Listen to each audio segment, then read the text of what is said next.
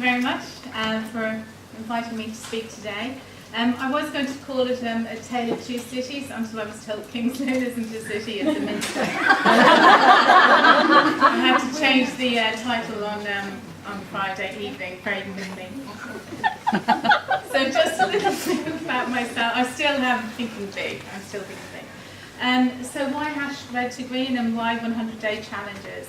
So personally, my father, from the age of whatever I was, always told me to respect people's time, not waste it, and be on time. I'm still struggling with the be on time bit since I got married and my husband is consistently late for everything.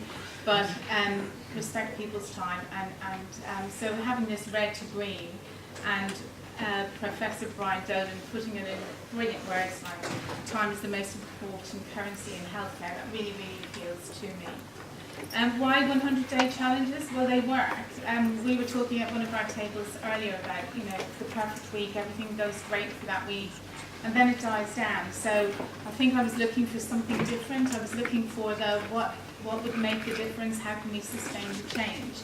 And I happened upon a book called 100 Days, and it's nothing to do with Donald Trump, but it's about getting on and doing things in 100 days, and you can really engage people in them, and the reasons why are listed there. So why the 100-day challenges? Well, CUH started as the 22nd of November and finished the 2nd of March. It's no surprise that in November I got appointed into my new post as COO at Queen Elizabeth Hospital. Knew I had about 3 to 4 months left, and I thought I'm going to do a 100-day challenge. I'm going to embed this red to green. If it's the last thing I do, I'm going to do that in this hospital.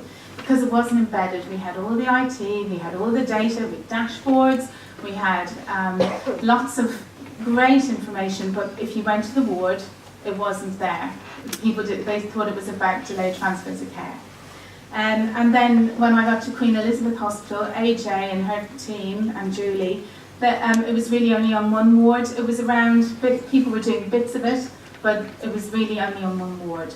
But the main aim was just to train people, not put up dashboards, not do anything else other than train all the staff to understand that time is the most important currency in healthcare. That was the aim. So I drew this on a whiteboard in my office at CUH with two of my team members from CUH. Did a really rough plan and said, what would day 0 to 30 look like? And so we did the dream, and then we ignored it and just went on and did other things. So don't panic. If you do a 100-day challenge, don't panic. Just get on with. You'll pick up what has to be changed as you go along. You do need a first follower. I'm a complete nutcase to work with. I want everything done yesterday, so you do need really energetic people to follow you. And I had the wonderful Tracy Watts at CUH. She's a nurse by background, she was perfect, and a change agent. And then AJ at Queen Elizabeth in sales, her background is sales, and she's a fantastic change agent. And they had tons of energy to help me get these programs going.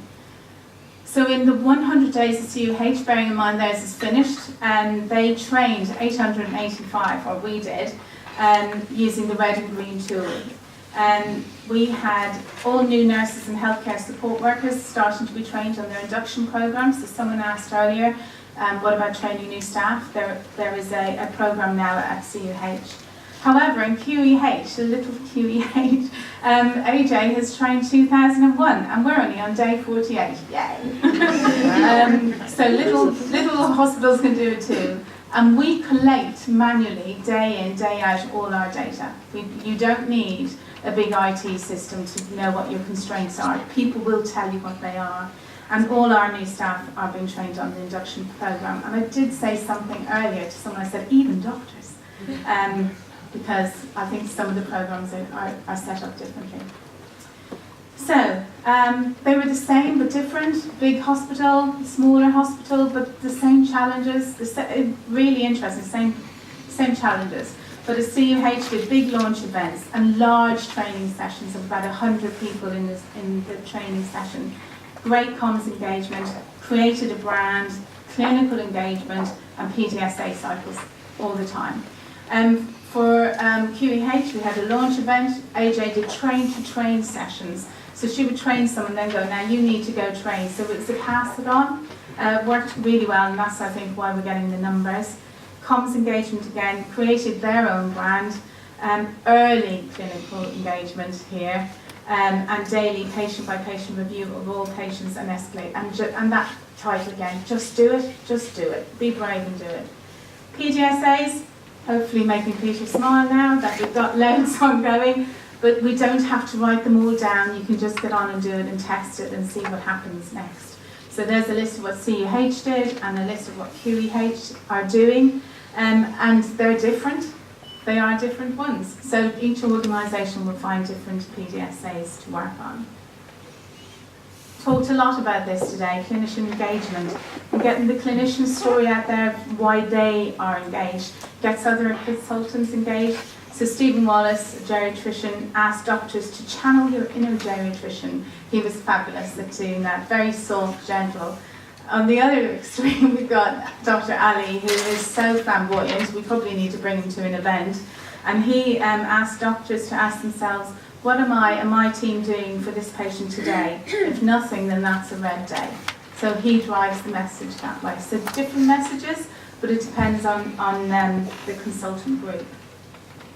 Getting the communication right in-house, you do need your comms on board. So the ones to the, your left, to the left are the Addenbrooke's ones. So we created a red and green brand. Top tips for red and green pharmacy. As we developed PDSA cycles, we developed little tip sheets that would go around the wards then to improve things. And then on the right-hand side, AJ and the team have created things like the red to green, where you see the legs, which each of the initiatives written on them. AJ's created a red and green patients menu. Do you want a red day? And it's fabulous, and we must get AJ to share that with you. And then the 10 years of aging, that gentleman there is actually AJ's boss, John Wade. He's only 36, but we aged all the staff, we got the team leaders, we aged them, so that when people are walking around, they see someone go, oh, that's John. Oh my God, he looks rough as hell. I did say when he saw it, he was like, oh my God, look what a difference. I said, yeah, they only aged you 10 years, and he went nuts.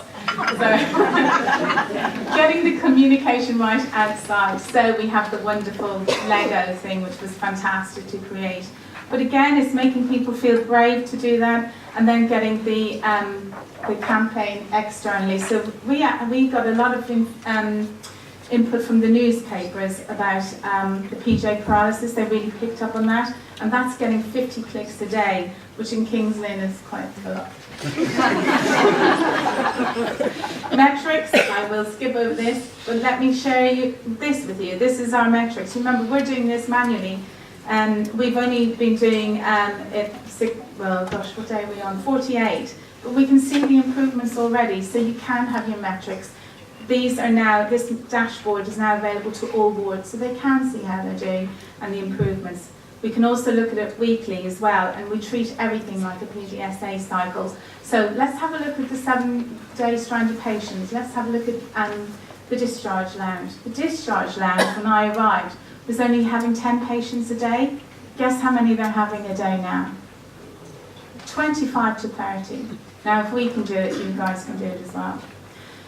Just a little update on the tale of the two hospitals. So CUH are post their 100 days. They are now moving on to the bigger things, because the 100-day challenges help drive that, and Red to Green does as well. They're protecting MDU beds to help their ED flow. They've now got 1,400 staff trained, still less than you, AJ, so well done. They're focusing on pre-12. They're doing more PDSA cycles. They're looking at Trustwide Discharge Lounge project, and they're putting in a new 100-day challenge around embedding the NPJ paralysis. And our list is there. We've got a pledge wall going up in our, I guess, the new things for this week, a creative menu. We've got a film coming, and that we're also linking in with James Paget. Where are you guys in the room? Yes, and Peterborough, to share the knowledge. And they started their 100-day challenge the same as us. And we've got Professor Brian Dolan coming to the Trust on the 26th of June to deliver his Today programme, to get him to talk to the consultants. So mission accomplished.